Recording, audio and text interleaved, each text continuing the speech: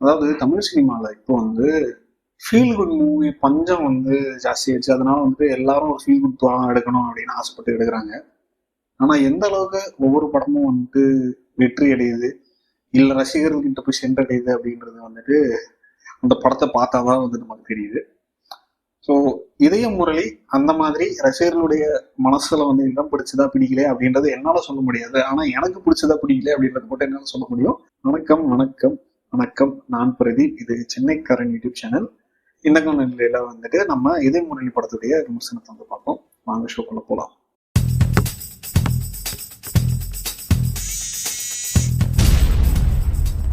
இந்த படத்துடைய நாயகன் இதயா. அவருக்கு வந்துட்டு ஒரு 80s கிட்ஸ். அவருக்கு வந்துட்டு கல்யாணத்தை வச்சுக்கிட்டு ஒரு நாளைக்கு முன்னாடி வரைக்கும் அமெரிக்காவில் வந்துட்டு உட்காந்துருக்கிறாரு. அண்ட் அவங்க ரிட்டர்ன் வர்றப்போ ஃபகத் ஃபாசில் வந்துட்டு பாக்குறாங்க. ஸோ நம்ம வழக்கமான தமிழ் சினிமா டெம்ப்ளேட்ல வந்துட்டு இந்த மாதிரி ஒரு ஆள் மாட்டினா ஃபிளாஷ்பேக் சொல்லி அறுத்து தள்ளுவாங்க இல்லையா. ஸோ அதையே தான் வந்துட்டு இந்த படத்துலையும் பண்றாங்க. அதை வந்துட்டு செல்ஃப் அவேரா வந்துட்டு அவங்கள கலாய்ச்சிக்கிறாங்க. ஸோ அதனால it's okay to an extent அப்படின்னு சொல்லிடலாம். ஸோ அவரு வந்துட்டு ஃபகத் ஃபாசில் கேரக்டர் கிட்ட அவருடைய காதல்கள், சொல்ல முடியாத காதல்கள் எல்லாத்தையுமே வந்துட்டு சொல்றாரு. கடைசியில நம்மள மாதிரியே ஆடியன்ஸ் மாதிரியே ஃபகத் ஃபாசிலும் கடுப்பானாரா இல்ல வந்துட்டு அவருக்கு பிடிச்சி சேர்த்துச்சாரா அப்படின்றதான் இந்த படத்துடைய கதை. ஸோ எனக்கு வந்துட்டு பாசிட்டிவ்ஸா அப்படின்னு பாத்தீங்கன்னா இந்த படத்துடைய விஷுவல்ஸ். ஏன்னா ஸோ இந்த மாதிரி பியூட்டிஃபுல்லான விஷுவல்ஸ் வந்து பார்த்துட்டு ரொம்ப வருஷம் ஆயிடுச்சு தமிழ் சினிமால அப்படின்னு நினைக்கிறேன். ஸோ மனோஜ் பரமஹம்சாவும் சி சாய் அவங்களும் வந்துட்டு சினிமாட்டோகிராஃபி. ஸோ நிறைய இடங்கள்ல சென்னையும் சரி, திருச்சி சரி, மதுரையும் சரி, அமெரிக்காவும் சரி, ரொம்ப அழகா பியூட்டிஃபுல்லா கேப்சர் பண்ணியிருக்காங்க. அதுக்காகவே வந்துட்டு படத்தை போய் பார்க்கணும் அப்படின்ற மாதிரி இருந்தது. அண்ட் செகண்ட் வந்து பாத்தீங்க அப்படின்னா இந்த படத்துடைய முக்கியமான விஷயம் அப்படின்னா தமிழுடைய இசை. நீங்க ஒத்துக்காமலும் போகலாம். அதாவது எங்கெல்லாம் வந்து இசை தேவையோ அங்கெல்லாம் வந்து போட்டுருக்குறாரு. ரொம்ப லவுடா இல்லாம ஓரளவுக்கு மெலோடிக்கா நல்லா வந்துட்டு பண்ணியிருக்காங்க அப்படின்னு சொல்லணும். முக்கியமா இன்னொன்னு வந்து பாத்தீங்கன்னா நிறைய காமெடி நடிகர்கள், துணை நடிகர்கள் இருக்காங்க. தமனே வந்துட்டு காமெடி நடிகர் ஆகிட்டாங்க. ஸோ தமன் இருக்காரு, ரக்ஷன் இருக்காரு, டிராவிட் செல்வம் இருக்காரு, ஏஞ்சலின் இருக்காங்க, அண்ட் வந்துட்டு சுதாகர் இருக்காரு. ஸோ இந்த மாதிரி நிறைய கேரக்டர்ஸ் இருக்காங்க. அவங்க அப்பப்போ வந்துட்டு காணாம போயிடுவாங்க, திடீர்னு வருவாங்க, அப்பப்போ காணாம போயிடுவாங்க, திடீர்னு வந்துருவாங்க. ஸோ ஒருவேளை 3 வருஷமா வந்துட்டு இந்த படத்தை எடுத்துட்டு இருக்கிறதுனால வந்துட்டு விட்டு எப்போ யாரோட கால்ஷீட் கிடைக்குது அப்பெல்லாம் பிடிச்சி போட்டதுனால வந்துட்டு இந்த மாதிரி நிறைய மிஸ்ஸஸ் நிறைய லேப்ஸ் இருக்கு அப்படின்னு நான் நினைக்கிறேன். ஆனா நிறைய காமெடி இருக்கு. அதாவது ஒரு ரொமான்டிக் காமெடி அப்படின்றதுனால ஸோ ரொமான்ஸ் போர்ஷன் வந்துட்டு ஹீரோவுக்கும், காமெடி போர்ஷன் இந்த துணை நடிகர்களுக்கும் வந்துட்டு கொடுத்துறாங்க அப்படின்னு நினைக்கிறேன். பிகாஸ் காமெடி வைஸ் பாத்தீங்க அப்படின்னா நிறைய காமெடி இருக்கு. நிறைய இடத்துல வந்து காமெடி இருக்குது. ஒரு சில இடத்துல வந்துட்டு சூப்பரா ஒர்க் அவுட் ஆகுது. ஒரு சில இடத்துல வந்துட்டு என்னடா கிரிஞ்சு பண்ணிட்டு இருக்கீங்க அப்படின்ற மாதிரி. அதாவது நானே வந்து ஒரு 90s கிட்டு, நானே வந்துட்டு கிரிஞ்சு அப்படின்னு சொல்ற அளவுக்கு தான் வந்துட்டு அவங்களுடைய காமெடி இருக்கு அப்படின்னா பார்த்துக்கோங்க.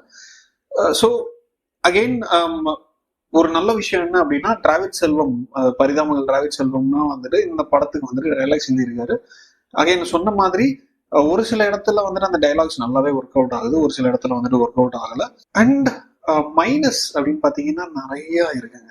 ஸோ ஃபர்ஸ்ட் நான் ஒன்று சொல்றேன். வித் லவ் படத்துடைய விமர்சனமும் வந்து நான் போட்டிருந்தேன். அதுலயும் வந்து இதை தான் சொல்லியிருந்தேன். அதாவது ஹீரோவுக்குன்னு சொல்லிட்டு ஒரு ஜேர்னி இருக்கணும். அவர் வந்து ஒரு இடத்துல ஆரம்பிக்கிறாரு அப்படின்னா வேற ஒரு இடத்துல முடியணும். இல்லை அப்படின்னா கதை அது ஹீரோவோட ஜேர்னி தான் வந்துட்டு கதையோட ஜேர்னியா இருக்கணும். ஏன்னா இந்த படத்துக்கு வந்து இதய முரளின்னு பேர் வச்சிருக்காங்க. ஸோ அப்பனா நம்ம ஹீரோவோட ஜேர்னி தான் வந்து இந்த படம் வந்துட்டு கேப்சர் பண்ண முயற்சி பண்ணுது. ஆனா படம் ஆரம்பிக்கிறப்ப நம்ம ஹீரோ எங்க இருந்தாரோ படம் முடிகிறப்பையும் வந்து நம்ம ஹீரோ அங்கேயே தான் இருக்காரு. அதனாலயே வந்துட்டு இந்த படம் பார்க்குற சுவாரஸ்யம் வந்துட்டு ரொம்ப ரொம்ப கம்மி ஆயிடுச்சு. ஏன்னா அதாவது ஒரு இடத்துல ஹீரோ எப்படி இருக்காரு, ஒரு எக்ஸைட்டிங்கான விஷயம் நடக்கணும், இல்ல வந்துட்டு அவரை மாத்துற மாதிரி ஒரு விஷயம் நடக்கணும், அதுக்கப்புறம் அவர் வந்து மாறணும். கரெக்டா? ஆனா இந்த மாதிரி ஒரு பெரிய விஷயம் நடக்குது, அதுக்கப்புறமும் ஹீரோ மாறாம இருக்காரு அப்படின்னா நமக்கு வந்துட்டு ஹீரோ மேல அனுதாபம் வருமா இல்ல கோபம் வருமா சொல்லுங்க? எனக்கு இந்த படத்தை பாக்குறப்போ ஹீரோ மேல கோபம் தான் வந்துச்சு. அவருடைய காதல் வந்துட்டு ஜெயிக்கணும் அப்படின்னு 1% கூட என்னால அவரோட எம்பத்தைஸ் பண்ண முடியல. அதுதான் இந்த படத்துடைய மிகப்பெரிய மைனஸ். சரிங்களா? அதே மாதிரி ரைட்டிங் வந்து பாத்தீங்கன்னா நிறைய இடத்துல ரொம்ப கன்வீனியன்ட்டா ரொம்ப ஈஸியா வந்துட்டு எழுதிட்டு கடந்து போயிடுறாங்க. ஒரு முக்கியமான கேரக்டர் இருக்கும், அவங்க வந்து ஸ்கூல்ல இருந்தே வந்துட்டு நம்ம ஹீரோவுக்கு தெரியும். ஸ்கூல் டைம்ல வந்துட்டு லவ் சொல்லணும்னு ஆசைப்படுறாங்க, ஒரு விஷயம் நடக்குது, அதனால வந்துட்டு அவர் விட்டுடுறாரு. திருப்பி வந்துட்டு வளர்ந்ததுக்கு அப்புறம் மதுரையில வந்துட்டு ஒரு கல்யாணத்துல வந்து சந்திக்கிறாங்க. அதுக்கு அப்பயும் வந்துட்டு சொல்லாம விட்டுறாரு. திருப்பி வந்துட்டு இன்னொரு தடவை வந்துட்டு சொல்ல வர்றாங்க, இன்னொரு தடவை வந்துட்டு பார்க்க வர்றாங்க, 2 பேரும் பழகுறாங்க. அந்த பொண்ணே சொல்ல வர்றப்போ வந்து பாத்தீங்கன்னா ஒரு விஷயம் நடக்குது, சொல்லாம போயிடுறாங்க. அப்பயாவது இந்த ஆளு போய் சொல்லணும், அப்பயும் சொல்ல மாட்டாரு. அதே மாதிரி ஹீரோ வந்துட்டு ரொம்ப ரொம்ப ஒரு செல்ஃபிஷான ஆளாதான் வந்து எனக்கு தெரியுது அஸ் அ பர்சன். ஹீரோயின் வந்துட்டு இந்த ஒரு கேரக்டர் வந்துட்டு ஒரு ஒரு பாயிண்ட் வந்து சொல்லுவாங்க, உலகத்திலே உன்ன மாதிரியா ஒரு செல்ஃபிஷான ஒரு பர்சன் வந்து நான் பார்த்தது இல்லப்பா அப்படின்னு. ஆக்சுவலா அதுதான். அதாவது இவருடைய காதலை வந்துட்டு காப்பாத்த சுத்தி இருக்கிற எல்லாருமே வந்துட்டு போராடுறாங்க. இவர் வாயை திறந்து சொல்லணும், அந்த வாயை திறந்து சொல்லவே மாட்டுறாரு. ரெண்டாவது, என்னதான் ஒருத்தன் வந்துட்டு ஒரு பாயிண்ட் வரைக்கும் மனசுல இருக்கிற காதலை வந்து சொல்ல முடியாம தவிக்கிறான் அப்படின்னாலும் ஒரு பாயிண்ட்ல வந்துட்டு சொல்லிதானே ஆகணும். அது சொல்ல முடியல அப்படின்னா அட்லீஸ்ட் அது ஒரு ஒரு ஒரு விஷயத்தோட வந்துட்டு முடியணும். அதுவும் வந்து முடிய மாட்டேங்குது. ஒரு பாயிண்ட்டுக்கு அப்புறம் வந்துட்டு படம் ஜவ்வா இழுக்கிற மாதிரி ஆகி போயிடுச்சு. ஏய் சொல்லுடா சொல்லுடா அப்படின்ற அளவுக்கு ஆயிடுச்சு.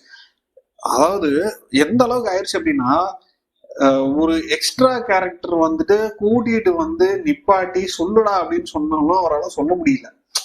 ஸோ இந்த ஹீரோட ஜேர்னியே வந்துட்டு முழுமையா இல்லாததுனால நமக்கு இந்த படம் வந்து எக்ஸைட் ஆக மாட்டேங்குது. ஹீரோவோட நம்மளால எம்பத்தைஸ் பண்ண முடியல. அவருடைய காதல் வந்துட்டு சக்சஸ் ஆகணும், அவர் வந்துட்டு வாழ்க்கையில சந்தோஷமா இருக்கணும் அப்படின்னு நம்மளால ஃபீலும் பண்ண முடியல. ஸோ இந்த படத்துடைய மிகப்பெரிய மைனஸ் அதுதான். அதே மாதிரி நான் முன்னாடி சொன்ன மாதிரி வந்துட்டு நிறைய விஷயங்கள் வந்துட்டு ரொம்ப கன்வீனியன்ட்டா வந்து எழுதியிருக்காங்க. ஃபார் எக்ஸாம்பிள் தமனும் அந்த நிகாரிகா கேரக்டரும் வந்துட்டு லவ்வர்ஸா இருப்பாங்க. பட் பாதிலேயே வந்துட்டு அந்த லவ் வந்துட்டு பிரிஞ்சிரும் அண்ட் சம்திங் நடக்கும். ஸோ எதுக்காக வந்துட்டு அதை எஸ்டாப்ளிஷ் பண்ணணும், எதுக்காக வந்துட்டு அதை வந்து லவ் பிரிக்கணும்?